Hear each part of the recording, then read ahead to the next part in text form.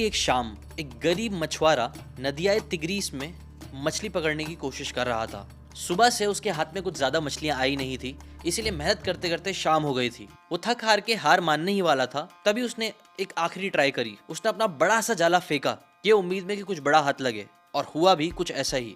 Finally उसके जाले में एक बहुत बड़ी वजनदार मछली फंसी। उसके चेहरे पे एक बड़ी सी खुशी आई कि चलो कुछ तो बड़ा मिला। वो जोर जोर से अपने जाले को ऊपर खींचने लगा। जैसे जैसे वो जाले को ऊपर खींच रहा था, उसके पसीने छूटने लगे, क्योंकि सच में वो बहुत भारी था। उसे लग रहा था कि शायद उसने आज तक की सबसे बड़ी मछली पकड़ ली है। बट जैसे ही उसने पूरे जाले को ऊपर खींचा तो उसे मछली नहीं बल्कि एक संदूक मिला। एक बड़ा सा लोहे का संदूक जो सुनहरा था।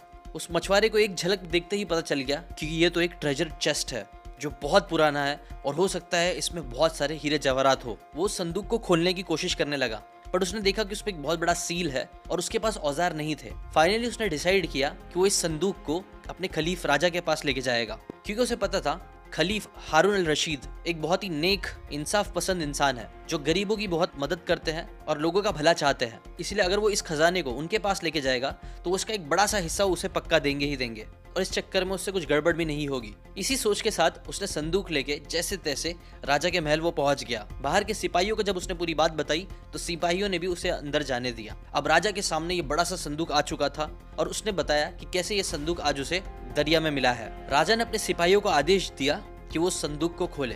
थोड़ा टाइम लगा, बट जैसे तैसे करके वो संदूक आखिरकार खुल ही गया। बट जैसे ही वो संदूक खुला, सबकी आंखें फटी की फटी रह गई। राजमहल में एक शांति सी फैल चुकी थी, क्योंकि संदूक के अंदर खजाना नहीं बल्कि एक औरत की लाश थी। एक जवान औरत जो बहुत ही खूबसूरत थी।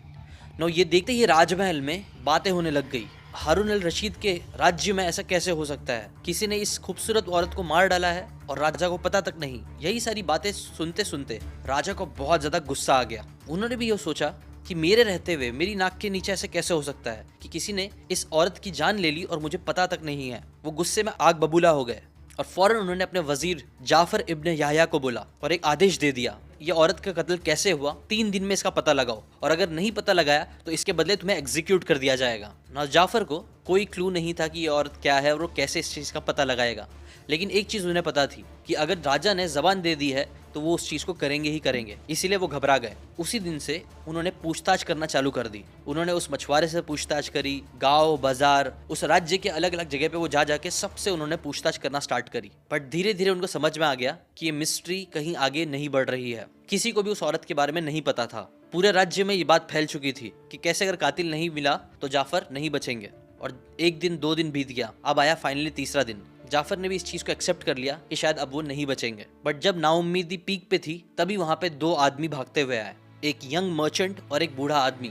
दोनों ने चिल्लाते हुए कहा कि आप जाफर को कुछ ना करिए, ये कत्ल हमने किया है। उस जवान आदमी ने बोला पहले मैंने कत्ल किया है, फिर बूढ़ा आदमी ने भी बोला नहीं कत्ल तो मैंने किया है। सब वहां पे कंफ्यूज थे। बट फिर उस लड़के ने शांत होते हुए कहा कि ये जो बूढ़ा इंसान है वो और कोई नहीं, ये मेरे फादर है और ये मुझे बचाने के लिए ऐसा बोल रहे हैं। तब कलीफ ने उस यंग आदमी से पूछा, अच्छा बताओ असल में हुआ क्या था। So the story begin. उस यंग आदमी ने बताया कि कैसे उसे एक बहुत ही खूबसूरत औरत से प्यार हुआ, उसके बाद शादी हुई और कुछ ही टाइम बाद एक बच्चा भी हो गया। बट फिर कुछ ही साल के अंदर उसकी बीवी की तबीयत बहुत ज़्यादा खराब हो गई। वो दिन ब दिन कमज़ोर होते जा रही थी। कई सारी दवाइयाँ नुस्खे देने के बाद भी कुछ असर नहीं हो रहा था। तभी एक दिन उसकी बीवी ने उससे कहा कि मैंने दूर बसरा में एक सेब के पेड़ के बारे में सुना है, जो जादुई सा पेड़ है, जिसके सेब लाल नहीं बल्कि सुनहरे होते हैं, गोल्डन कलर के।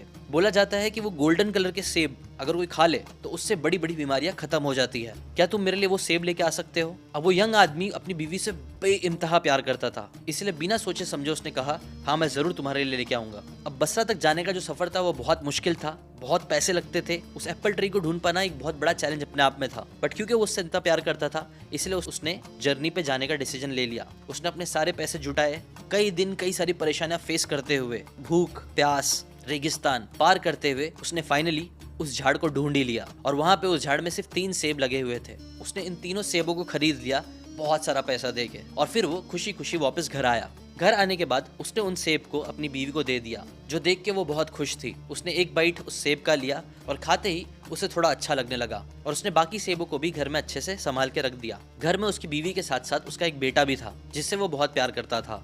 अब दूसरे दिन ये आदमी काम करने के लिए निकल गया। काम करने के बाद जब वो वापस घर आ रहा था तब उसने कुछ ऐसा देखा जिससे उसे बहुत शौक लगा। एक लंबे हैंडसम गुलाम के पास वो सेब उसने देखा, वही गोल्डन सेब, जो देखते ही वो पहचान गया कि ये तो वही सेब है जो उसने लेके आया था। उसने फौरन भाग के उस गुलाम के पास गया और उसने पूछा कि ये सेब तुम्हें कहाँ पे मिला। तब उस गुलाम ने मुस्कुराते हुए एक ऐसी बात बोली जिसने उस यंग व्यापारी की हालत खराब कर दी। उसने कहा, ये सेब मुझे मेरी महबूबा ने दी है। और ये बात सुनते ही उस यंग मर्चेंट के होश उड़ गए, उसका चेहरा सफेद हो गया, उसकी आवाज मुंह से निकलना बंद हो गई। वो गुलाम वहां से चला गया बट वो वहीं पे खड़ा रह गया कि ऐसा कैसे हो सकता है, ये गलत है।